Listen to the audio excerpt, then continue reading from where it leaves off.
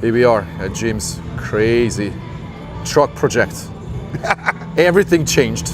Everything. Help me explain what happened here. We have gone through and updated the entire system. The only original components from the old build is the iPad and the GS9 as the source. We've upgraded to the Resolute processor currently. All new ground zero drivers and amplifiers. We've gone to 2 of the new uranium 4 channels to run the front stage. The mids and tweets are on the first one, pushed to full Class A bias. The second one we have on the mid bass in the front sub, which is now a plutonium 10 in the center console in the original location. So when I see 3 subs there, where we had redone it early in the spring, in the rear, we had upgraded to originally what was gonna be 4 of the Raven 10s that never happened. With the enclosure design and airspace, it worked out better to go to 2 of the plutoniums in the enclosure. So we just modified the enclosure, sealed up the extra holes. so to be clear, you have 2 at the back, 1 at the front. Correct.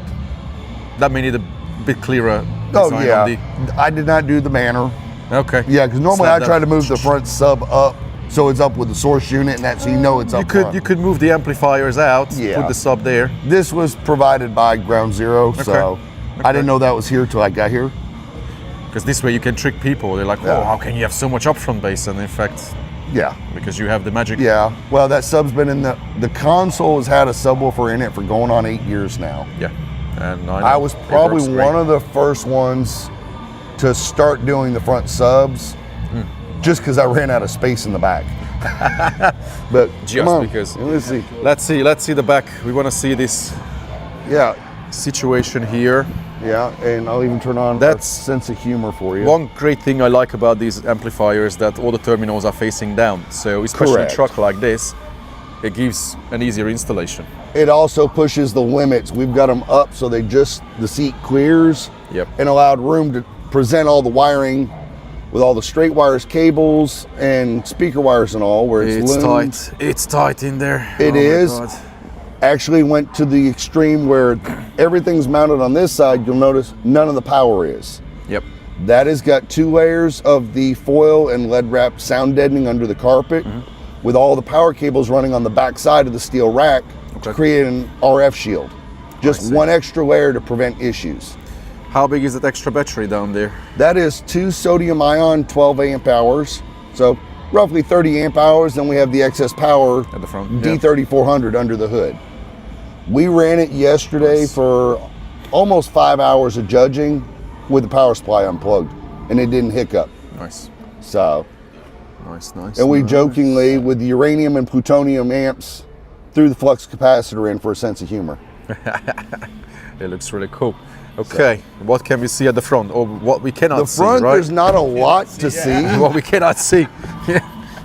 We have purposely hidden all the drivers from seeing so they blend into the interior. This way, judges that are not as efficient, that have a tendency to look with their eyes for angles and that, are totally confused. Yep. The nice thing is, everything is still accessible.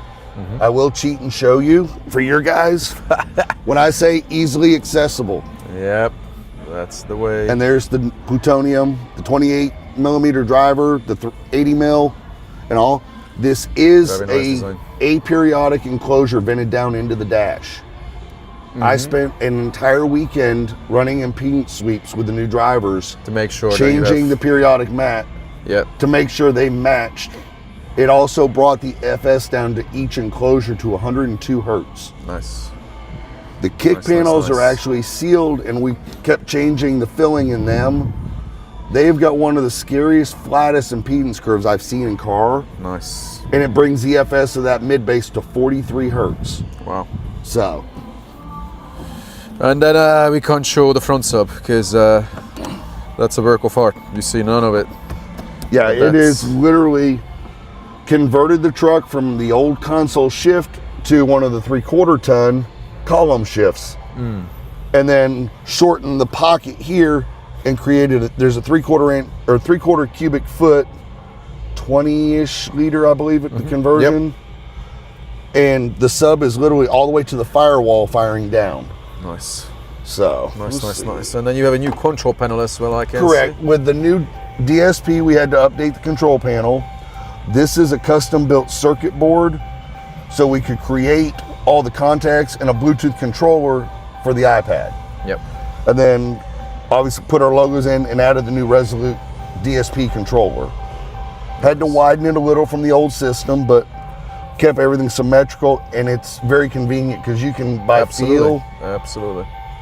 It makes all the sense. Crazy stuff. Okay, so after 2 years, now I can listen to it again, but realistically, a complete new system. This is pretty much, yeah. Nothing like this part's the same. When I, but we know the game, you know. We all like playing around, trying new stuff. This was as much try new stuff, and I was asked if I could do this demo vehicle for this event, for the booth. I was already coming to finals, and it was a chance to try to take it to the next level, and it really has come to that. Awesome. So, let's go. Let's listen to it then. Well, awesome. you'll have to roll the windows up. You know, back seat.